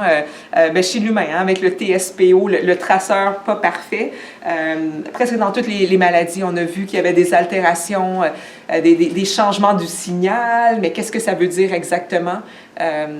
Oui. Et je pense qu'il n'y a pas de maladie. C'est assez fort comme message, mais selon la littérature, il n'y aurait pratiquement pas de maladie où la microglie n'est pas impliquée. Madame, il y avait une question. Oui. Oui, non, je voudrais, je suis arrivée en retard, je m'excuse. Hein. Mais la première question pour discussion, le résultat de style de vie et environnement, est-ce que vous avez fait des études ou vous avez arrivé à des conclusions? Oui. Excellente question. Hein? J'ai fait beaucoup de travaux avec mon laboratoire sur le stress aigu, le stress chronique. J'étais stressée lorsque j'ai démarré mon laboratoire, puis je me demandais comment pouvoir être plus résiliente au stress. On a fait des travaux avec différents paradigmes, surtout chez la souris. Des paradigmes de stress chronique imprévisible, par exemple, qui vont aller mimer un petit peu les changements aléatoires de la vie quotidienne. Puis ça nous a permis de voir des altérations de la microglie, davantage de phagocytose, des synapses, par exemple. Et ça nous a permis d'explorer aussi les mécanismes moléculaires qui sont impliqués et de chercher des avenues thérapeutiques. Un des articles qu'on a publié récemment porte sur la diète cétogène. Ça nous a permis de voir que ça augmentait la résilience au stress. Pourquoi? Au niveau de la microglie, les marqueurs de stress cellulaire étaient diminués avec cette diète. Et je pense que la réponse est métabolique. Dans la maladie d'Alzheimer, il y a un problème de transport du glucose au cerveau. Ça mène à un déficit énergétique. Les cellules, les neurones, les cellules gliales ont moins de glucose, ont de la difficulté à garder leur énergie. Il y a aussi des altérations des mitochondries. Les cellules sont plus en glycolyse. Et lorsque la microglie est en glycolyse, elle peut être sombre, comme on l'a vu, mais ça peut aussi mener à davantage d'inflammation. L'inflammation, c'est un terme un petit peu général qui renvoie à différents médiateurs toxiques que la microglie peut libérer. Il y a des travaux vraiment fascinants, notamment de Stephen Cunnane et son équipe à Sherbrooke, qui montrent que des suppléments cétogènes peuvent augmenter l'énergie métabolique du cerveau, augmenter la cognition dans le trouble cognitif léger, dans la maladie d'Alzheimer. Et c'est des travaux pas encore publiés qui nous indiquent que possiblement ça pourrait être une façon de normaliser la microglie sombre aussi. Donc, je pense que nos travaux sur la diète cétogène indiquent d'agir au niveau métabolique. C'est prometteur. Peut-être qu'on n'a pas besoin de la diète, peut-être que seulement des suppléments qui peuvent augmenter l'utilisation des corps cétoniques. C'est une source d'énergie alternative au glucose pour être bénéfique. Alors, une diète cétogène? Oui. Excusez-moi. Je peux expliquer. C'est une diète où il y a moins de glucides, en fait. Et il y a davantage de lipides. Les lipides peuvent être aussi des bons lipides. Je pense que par le passé, les lipides avaient une mauvaise réputation, mais c'est en train de changer. Les oméga-3 peuvent être très positifs, venant des poissons notamment. Les lipides venant de l'avocat, des noix, peuvent être extrêmement bénéfiques. L'huile d'olive aussi. Mais ce n'est pas le cas de d'autres types de lipides. Et c'est une diète où il y a plus de lipides, il y a des protéines, mais il y a moins de glucides. Et ça peut être difficile pour certains individus de changer complètement l'alimentation. Donc, si on comprend les voies de signalisation, les mécanismes, peut-être qu'on peut arriver avec d'autres solutions. D'autres stratégies pour aussi aller moduler le métabolisme, notamment de la microglie. Il y a l'activité physique, aussi le jeûne intermittent.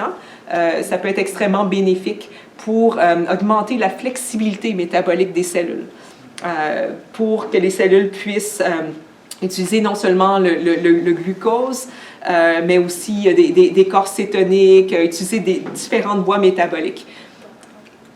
Oui. C'est trop compliqué, dites-le moi. Non, c'est facile. Oui, merci.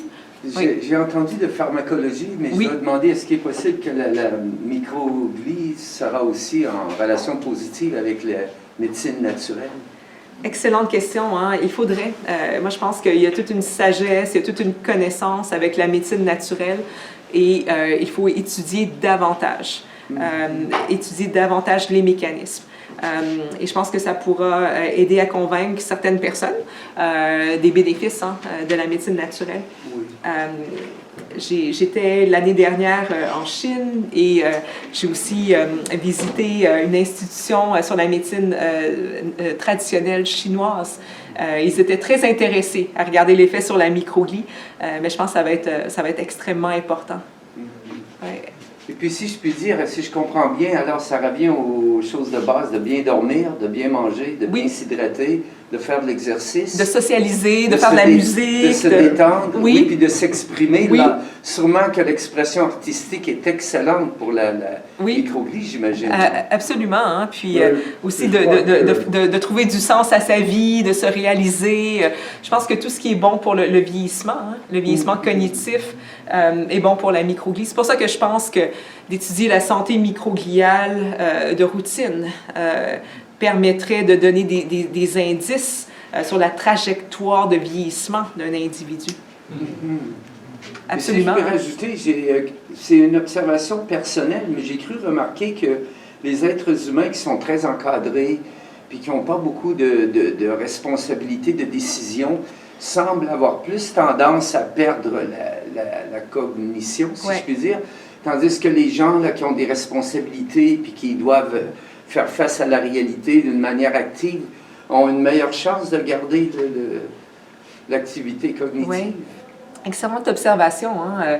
Il y a une expression use it or lose it. Il faut l'utiliser, sinon on va perdre. Hein? Je pense que c'est le cas pour les capacités cognitives. Si on ne les sollicite pas, si on ne les recrute pas, on est plus à risque de les perdre. Mais en même temps, je pense que c'est important de trouver un équilibre. Si on est trop sollicité, trop stressé, ça peut aussi être négatif. Mais même là, avec un même stress, certains individus sont résilients, d'autres ne le sont pas. Il y a toute une différence interindividuelle. C'est aussi le cas chez les souris. Lorsqu'on fait les paradigmes de stress chronique imprévisible, il y a des souris qui sont résilientes, il y en a qui ne le sont pas. Puis ce qu'on avait vu avec la diète cétogène, c'était que la proportion de souris résilientes augmentait. Mais ce n'est pas toutes les souris qui étaient résilientes. Donc, c'est pas, ça ne fonctionne pas à tout coup. Et qu'est-ce qui fait qu'une personne est résiliente ou pas? Personnellement, dans ma vie, c'est sûr que c'est une carrière stressante, on travaille extrêmement fort, il faut beaucoup de passion, mais en même temps, c'est extrêmement demandant. Puis, je pense que j'ai tout le temps essayé de faire coïncider des événements sur lesquels je n'avais pas beaucoup de contrôle avec d'autres, où j'allais sortir victorieuse. Lorsque je dois écrire une grande demande de subvention dont le résultat est très incertain, les taux de financement sont faibles, souvent en bas de 10%, mais je faisais quelque chose pour moi, qui me faisait plaisir. Je faisais un projet qui, par exemple, un livre, ou j'ai édité quelques livres qui allaient réussir à coup sûr. Donc, je pense que c'est quelque chose que j'ai développé puis qui m'a aidé à être un peu plus résiliente, mais je pense que chacun, on a nos recettes, nos façons de faire. C'est une des façons. Hein. C'est à chaque fois où on a à investir beaucoup d'efforts, on a à faire quelque chose de difficile, ça ne réussit pas. Mais là, on va devenir plus vulnérable. Oui. Ouais, hein? Puis c'est toute une réflexion intéressante, je pense, de voir comment on peut être plus résilient, parce qu'on ne peut pas éradiquer le stress, on ne peut pas se prévenir du stress, on ne peut pas se prévenir de difficultés dans la vie. Puis je pense qu'au contraire, si on essaie d'être complètement à l'abri, bien, on va décliner davantage. Il faut faire face, je pense, aux différentes contraintes, mais avec une attitude positive et avec peut-être un taux de succès un petit peu plus élevé qui va nous permettre d'être résilients en bout de ligne. Je pense que le soutien social, l'entraide, et il y a tout plein de choses qui peuvent aider aussi. Oui, l'affection et l'amour. Oui. Là, et aussi, si je peux dire, la psychodynamie, c'est-à-dire que les pensées qu'on choisit d'avoir dans notre tête jouent beaucoup aussi. Hein? Oui, d'avoir une attitude positive. Moi, je suis une éternelle optimiste, mais j'imagine toujours une voie qui mène au succès. Un plan B, un plan C et tout ça, mais et dans tous les cas, qui va mener au succès quand même. Un succès différent. Oui, absolument. Vous avez l'impression que maintenant, dans la recherche, par rapport aux différences entre femmes et hommes, on est vraiment en train de couvrir les deux côtés, au lieu de se concentré seulement Oui. sur les hommes et les hommes blancs. Oui, beaucoup plus. Hein, la diversité ethnique aussi est extrêmement importante, absolument, beaucoup plus. C'est une priorité avec les organismes subventionnaires, l'étude des sexes, l'étude des genres. C'est difficile maintenant d'avoir du financement sans s'intéresser à cette question-là. Je pense que ça l'a aidé. Récemment, avec mon laboratoire, on a fait des études chez la femelle, chez la souris femelle. Puis, initialement, les réviseurs ont demandé, mais pourquoi la femelle? Il faut mentionner dans le titre de l'article que c'est la femelle, alors que tous les papiers chez les mâles, bon, ils ne mentionnent même pas dans le titre. Hein? Ben, c'est ça. Puis, la dépression est plus commune chez les femelles. Pour nous, c'est intéressant. Parfois, c'est difficile d'étudier les deux sexes en même temps parce que c'est une limite technique. Ça va doubler l'échantillon. Doubler les ressources requises pour faire l'étude. Mais je pense qu'on peut étudier seulement la femelle, seulement la femme, pour certains contextes où la maladie est plus prévalente chez la femme. Certaines études, ça peut être chez les mâles. Bien sûr, de voir la différence entre les deux est vraiment importante. Plusieurs études cliniques ont aussi négligé la différence entre les sexes. Récemment, il y a un médicament qui a été approuvé pour la maladie d'Alzheimer qui va aller diminuer les plaques séniles, mais ça ne fonctionne pas bien chez les femmes. Un problème majeur. Alors, si je comprends bien, tu disais, c'est ça que, si je peux dire, les activités microgliques varient entre le mâle et la femelle. Oui. Et varient aussi entre les Autochtones, puis les Latinos, puis les Chinois, puis les... Probablement. Hein? Chez la souris, c'est plus facile d'étudier la différence entre les sexes, des grosses différences. Des grosses différences. Au début, les articles étaient vraiment... les résultats étaient très, très surprenants. Les microglies sont plus grosses chez les hommes. Les microglies sont plus réactives aux dommages. Les microglies... des différences majeures. Puis avec la souris, c'est possible de transplanter des microglies de la femelle au mâle, vice-versa, de voir qu'est-ce qui se passe. Différences majeures. Entre les souches de souris aussi, il y a beaucoup de différences. Les souris ont tout plein de souches, c'est un petit peu similaire aux ethnicités. Sinon, pour les ethnicités, c'est plus chez l'humain et c'est en train d'émerger avec de nouveaux outils. C'est fascinant. Oui, parce que si tu me permets de mentionner un peu, moi je crois que l'être humain a les mêmes sentiments, l'homme et la femme, les mâles, on a les mêmes sentiments, mais je crois qu'on réagit différemment à ces sentiments.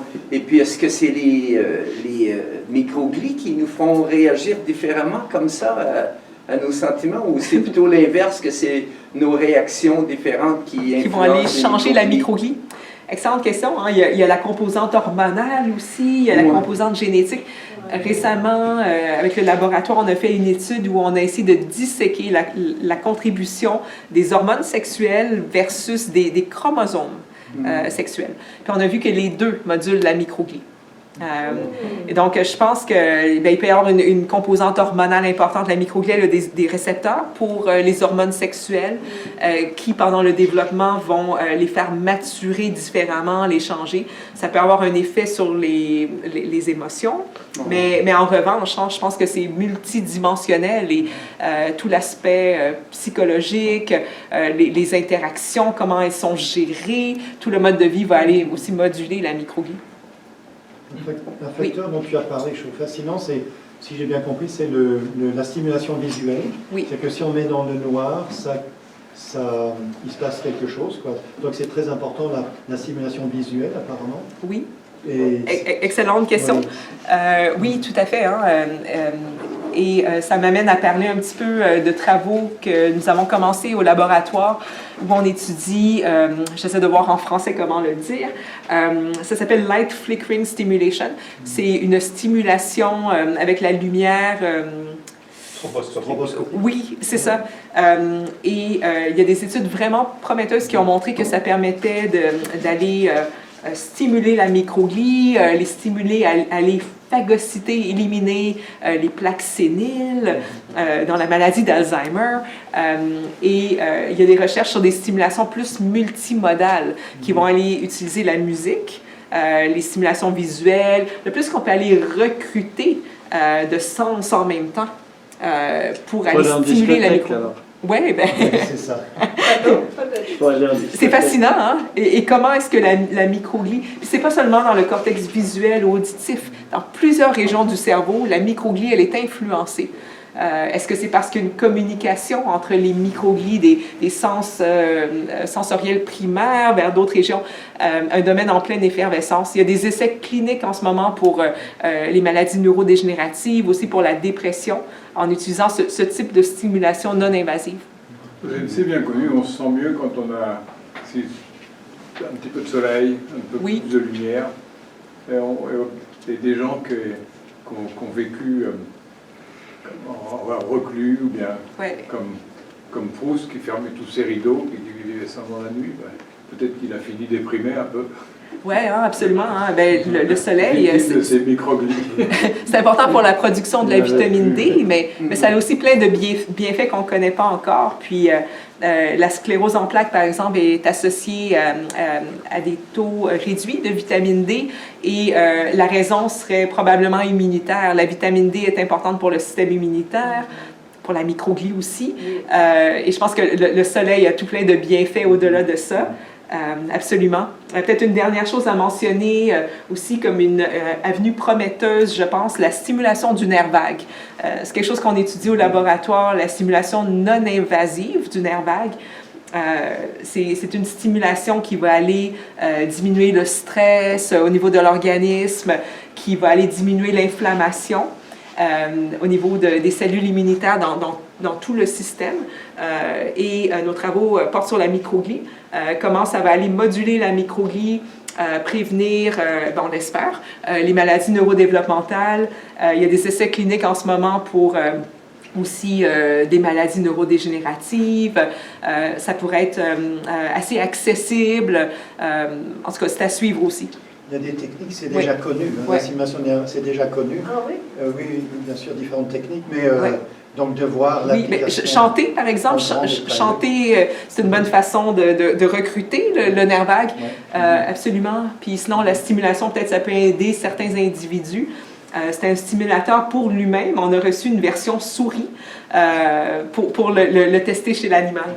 Mais c'est le même appareil. Donc, la translation pourrait être, j'espère, rapide si ça fonctionne. C'est pour ça que probablement dans toutes les religions du monde, Ouais. les rites et qui sont de chant, qui sont de tel ou tel mouvement, Oui, génèrent ces bienfaits certainement. oui, absolument. Un petit jeûne. Oui, Jeune journée, évidemment. Oui, mais c'est positif aussi. Ouais. Puis bon, le jeûne, ça va aussi augmenter l'autophagie. Vous avez peut-être entendu parler de ça. C'est comme la phagocytose. Les neurones, tous les types de cellules vont aussi digérer les composantes intracellulaires, les organelles endommagées. Les mitochondries endommagées, ben, il faut les éliminer. Toutes les cellules ont la capacité de faire ça. Un petit peu de la même façon que la phagocytose dans des endosomes, les enzymes vont aller digérer les organelles endommagées. Lorsqu'on jeûne, ben, on augmente notre capacité d'autophagie. Est-ce que les microglies éliminent les métaux lourds? Ah, excellente question aussi, hein? Oui, oui. Et une des hypothèses sur les microglies sombres, c'est qu'elles contiennent du fer. L'accumulation de fer au niveau du cerveau est associée à la maladie d'Alzheimer. Le fer est dense aux électrons. Et la réponse est oui, la microglie sombre contient du fer, mais pas seulement la microglie sombre. Donc, ce n'est pas un marqueur qui est sélectif. Mais ça, c'est une fonction importante de ces cellules aussi. J'imagine aussi, évidemment, que de bien respirer est bon pour la microglie, sûrement. Absolument, oui. La relaxation, la respiration. C'est bon pour le nerf vague, aussi pour la stimulation du nerf vague. Puis je trouve ça intéressant parce que c'est une connaissance intuitive, mais de comprendre les mécanismes, peut-être que ça va avoir plus d'impact pour que ce soit des pratiques un petit peu plus courantes, j'espère. Ouais, tous ces bons éléments du mode de vie. Puis si on a éventuellement des médicaments ou des stratégies pour aller encore plus stimuler les bienfaits du mode de vie, bien, je pense que ça peut être positif. Est-ce que vous avez étudié parce que tu parles du noir et de la lumière et tout Ouais. ça, mais est-ce que par exemple une souris aveugle, est-ce qu'elle aurait moins de microglies ou C'est une bonne question. Hein? Il y a des changements de microglies dans les structures visuelles chez les souris aveugles, oui. Il y a des expériences où, chez la souris, ben, on peut faire une suture des paupières. Et ça permet de voir l'effet de la lumière prolongée. Dans notre cas, on les avait exposés à la lumière pendant seulement une semaine, mais ça s'appelle le dark rearing, l'élevage dans l'obscurité. Et ça va aussi moduler la microglie. Étonnant. Fascinant. Je dois dire, j'ai jamais entendu autant de termes scientifiques là, en une heure comme ça. Alors, écoutez, je me demande depuis tout à l'heure comment faire pour vous remercier et je ne sais toujours pas. Non mais vraiment, c'est tellement c'est fascinant, c'est passionnant. Un domaine à suivre aussi, parce que c'est en croissance exponentielle et vraiment, j'espère que vous allez, continuer à suivre ces recherches-là. Puis, vous pouvez aussi me contacter si vous avez plus de questions, mais je pense que c'est une connaissance, encore une fois, vraiment intuitive, que le système immunitaire est là pour nous défendre, puis qu'il faut le soutenir. Et pour la microglie, c'est nouveau, tout ça. Une dernière question, parce que j'ai un peu raison que... Parce que moi, je suis un peu hippie, je fais des choses, les gens ils disent « Oh, il faut être propre, tout ça ». Puis moi, j'ai tendance à leur dire, vous savez, le système immunitaire, je crois que c'est un muscle.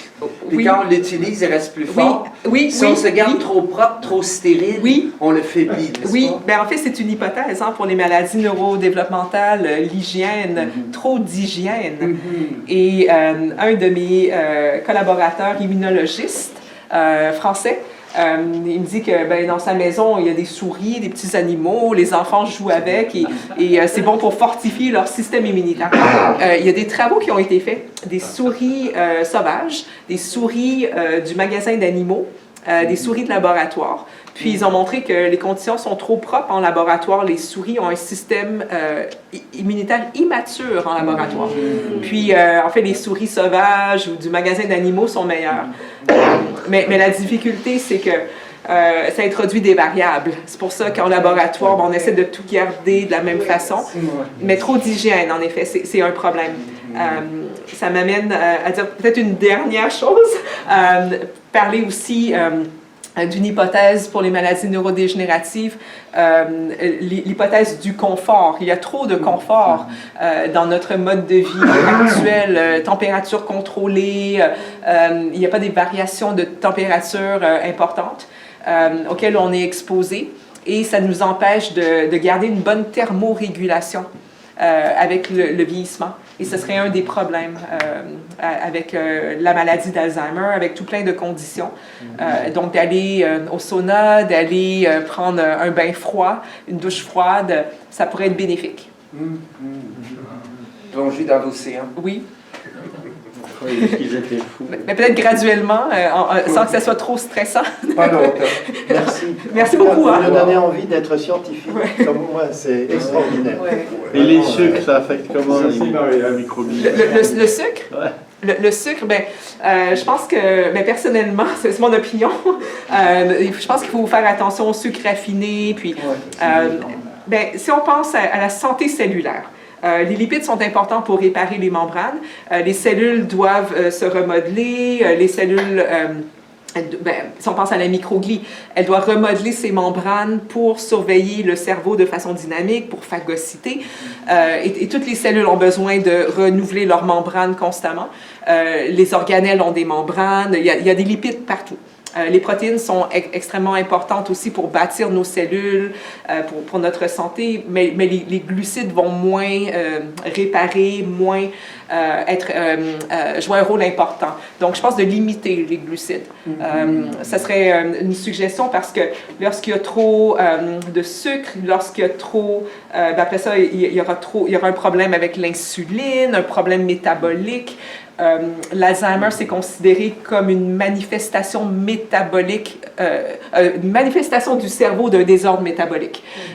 Donc, tout est relié. Je pense qu'il faut faire attention au sucre, du moins en excès. Et un peu comme les lipides qui ne sont pas tous égaux, je pense que manger des fruits, des légumes, c'est super, mais faire attention au sucre raffiné, faire attention... oui. Wow. Merci. Merci. Merci beaucoup.